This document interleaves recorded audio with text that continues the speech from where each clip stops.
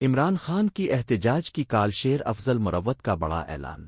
پاکستان تحریک انصاف کے سینئر رہنما شیر افضل مروت نے پارٹی کی احتجاجی کال کے حوالے سے بڑا اعلان کر دیا ہے۔ انہوں نے اپنے ایک بیان میں کہا ہے کہ اصل احتجاج کا مقام ڈی چوک ہوگا۔ میلے مویشی منڈیاں موٹر وے میں بیٹھنا ایسا ہے جیسا بنو کرک میں انڈس ہائی وے بند کر دیں۔ دوسری جانب پی ٹی آئی کے سیکریٹری اطلاعات شیخ وقاص اکرم نے اپنے ایک بیان میں کہا کہ مطالبات کی منظوری تک اسلام آباد میں دھرنا جاری رہے گا۔ انہوں نے مزید کہا کہ پارٹی ورکرز اپنے حقوق کے لیے جانیں قربان کرنے کے لیے تیار ہے۔ ہماری جماعت ایک منظم تنظیم ہے، تمام مظاہروں کی ویڈیوز میرے پاس موجود ہیں۔ ہم نے اپنے کارکنان کو ہدایت دی ہے کہ وہ ہر صورت پرامن رہیں۔ شیر افضل مروت نے اپنے بیان میں کہا کہ حکومت کے جبر نے تحریک انصاف کو مجبور کر دیا ہے کہ وہ احتجاج کا راستہ اپنائے۔ ان کا کہنا تھا کہ مذاکرات ہی تمام مسائل کا حل ہے، لیکن اگر حکومت نے دباؤ بڑھایا تو اس کا نقصان ملک کو ہوگا۔ ان کا پارٹی کے اندرونی معاملات پر بات کرتے ہوئے کہنا تھا کہ 1.5 سال سے شاہ محمود قریشی کو نظر انداز کیا جا رہا ہے، جو درست نہیں ہے۔ شاہ محمود کو حوصلہ دینا اور ان کے ساتھ مشورہ کرنا ضروری ہے۔ مروت نے دو ٹوک انداز میں کہا کہ 24 نومبر کو احتجاج میں وہ اپنی بھرپور شرکت یقینی بنائیں گے۔ اگر مجھے کوئی فرائض دیتا ہے